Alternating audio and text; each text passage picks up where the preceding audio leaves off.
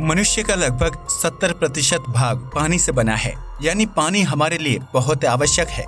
जिस तरह पौधों को स्वस्थ तथा हरा भरा रहने के लिए पानी की जरूरत होती है, ठीक उसी तरह इंसानी शरीर को भी स्वस्थ रहने के लिए प्रतिदिन जरूरी मात्रा में पानी पीने की आवश्यकता होती है। हमारे शरीर से प्रतिदिन पसीने, पेशाब या आंसुओं के रूप में बहुत सारा पानी बाहर निकल जाता है। ऐसे में यदि शरीर से निकलने वाले इस पानी की कमी को पूरा ना किया जाए तो शरीर में डिहाइड्रेशन या पानी की कमी हो जाती है। डॉक्टर बताते हैं कि शरीर में पानी की कमी बहुत सी बीमारियों का कारण बन सकती है। पृथ्वी का लगभग 70% भाग पानी से ढका होने के बावजूद पृथ्वी पर मौजूद पानी का लगभग 97% भाग वर्षों से पीने लायक नहीं है और उसमें भारी मात्रा में नमक मौजूद है।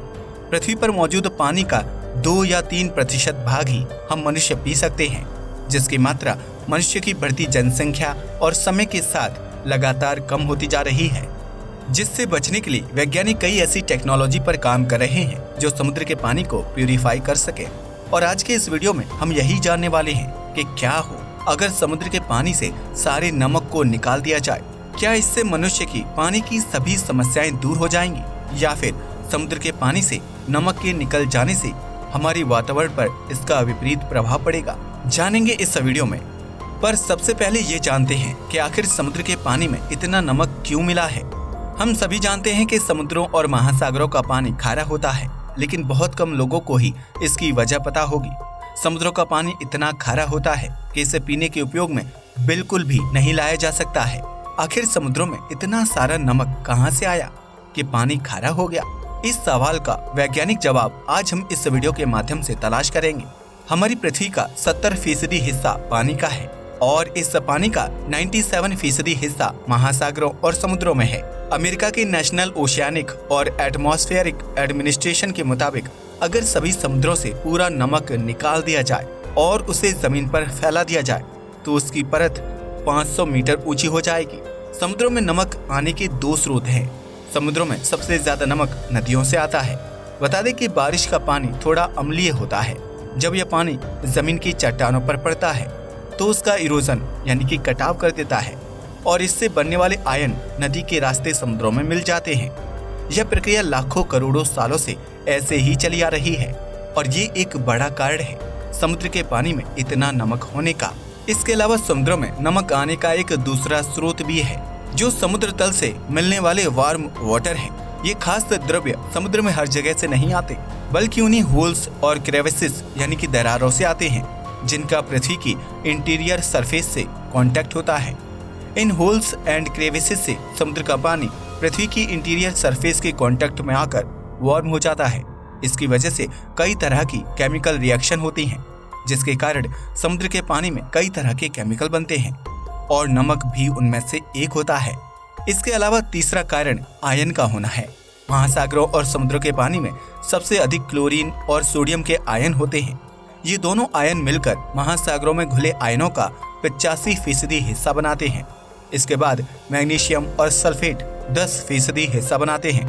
इनके अलावा बाकी आयनों की मात्रा बहुत कम होती है, जिसके कारण पानी नमकीन हो जाता है। पर आपको बता दूं कि समुद्रों के पानी में खारापन या लवणता यानी कि कहें कि सैलिनिटी एक समान नहीं होता है। तापमान, वाष्पीकरण और वर्षण यानी कि प्रेसिपिटेशन के कारण अलग अलग जगहों के पानी में अंतर देखने को मिलता है। भूमध्य रेखा यानी कि इक्वेटर और ध्रुवों यानी कि पोल्स के पास इलाकों में खारापन की मात्रा बहुत कम होती है, लेकिन बाकी जगह पर यह बहुत ज्यादा होता है। वैसे बिना नमक वाले समुद्र का पानी किसी सपने की तरह है जो हम मनुष्यों के पानी संबंधी परेशानियों को एक झटके में हल कर देगा। वैसे भी 2025 तक दुनिया का 1/3 हिस्सा बुरी तरह से पानी की कमी का सामना कर रहा होगा, लेकिन हमारी खपत की वर्तमान दर पर ताजे पानी की वैश्विक मांग हर साल 20 साल में दोगुनी हो जाती है और साफ पानी के समुद्र इसका एक अच्छा सॉल्यूशन हो सकता है। पर इस तरह से समुद्र के पानी से नमक के निकल जाने से समुद्री जीवन पर इसका बहुत बुरा प्रभाव पड़ेगा। नमक के बिना समुद्री जीवन लगभग समाप्त हो जाएगा। हजारों मछलियों की प्रजातियां विलुप्त हो जाएंगी और हमारे मौसम और तापमान में ड्रामेटिक चेंज देखने को मिलेंगे, जिससे पृथ्वी पर मानव जीवन असंभव नहीं तो बहुत कठिन हो जाएगा। इस समय वैज्ञानिकों के अनुसार समुद्र में लगभग 2,28,450 प्रजातियां मौजूद हैं। और 2 मिलियन से अधिक ऐसी प्रजातियां हैं जो समुद्र के किसी कोने में छिपी हुई हैं और जिन्हें खोजा जाना अभी बाकी है। लेकिन अगर समुद्र को डिसैलिनेटेड कर दिया जाता तो समुद्र में मौजूद जानवरों की बहुत सी प्रजातियां हमेशा के लिए विलुप्त हो जाएंगी, क्योंकि समुद्र में मौजूद खारे पानी की मछलियां और अन्य समुद्री जीव हाइड्रेटेड रहने और अतिरिक्त नमक से छुटकारा पाने के लिए खारे पानी पीने में एबल होने के लिए नेचुरली डेवलप हुए हैं। वैसे सभी समुद्री जीव ऐसा नहीं करते हैं, पर फिर भी समुद्र में जीवों की ऐसी कई प्रजातियां हैं जो खारे पानी में ही जीवित रहने के लिए बनी है। पर कुछ ऐसी मछलियां भी हैं जो मीठे पानी और खारे पानी दोनों में आसानी से जीवित रह सकती हैं, लेकिन ज्यादातर प्रजातियां ऐसी नहीं हैं और समुद्री पानी से नमक के निकालते ही समुद्र की ज्यादातर प्रजातियां हमेशा के लिए विलुप्त हो जाएंगी।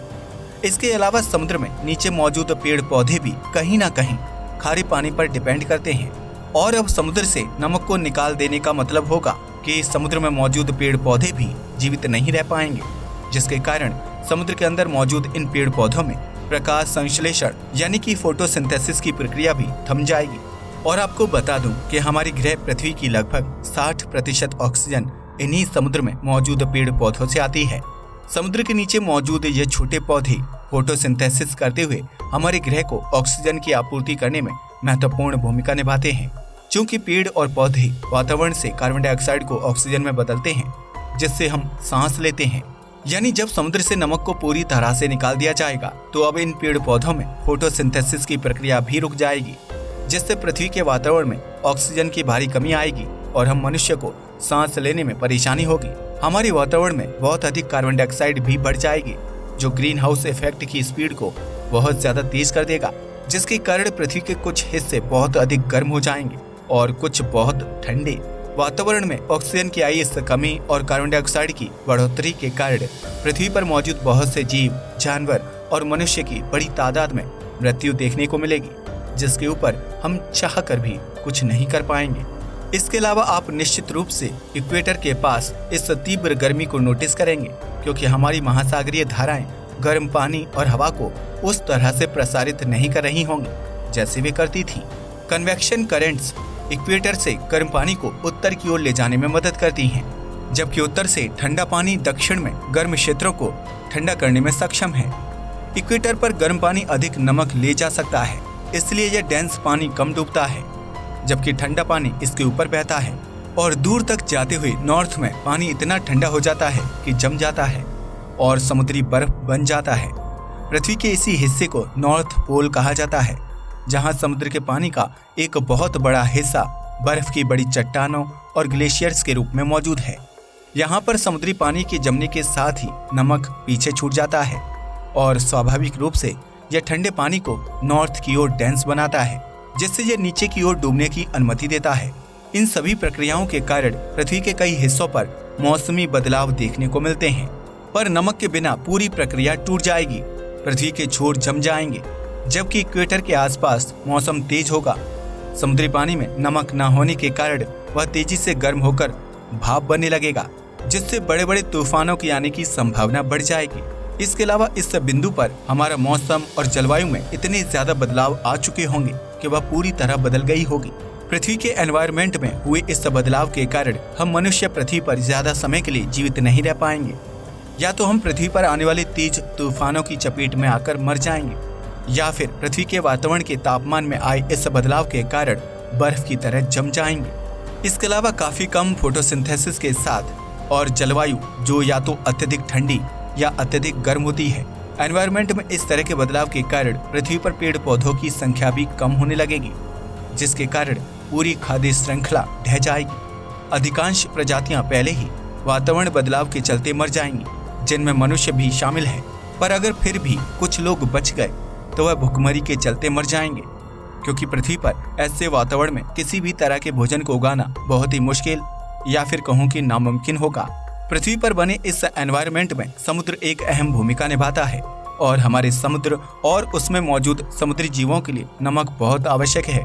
और नमक को निकाले जाने का मतलब होगा कि हमारी पृथ्वी के एनवायरनमेंट में एक बहुत बड़ा बदलाव होगा, जो कि पृथ्वी पर मौजूद जीवन के लिए बिल्कुल भी अच्छा नहीं होगा।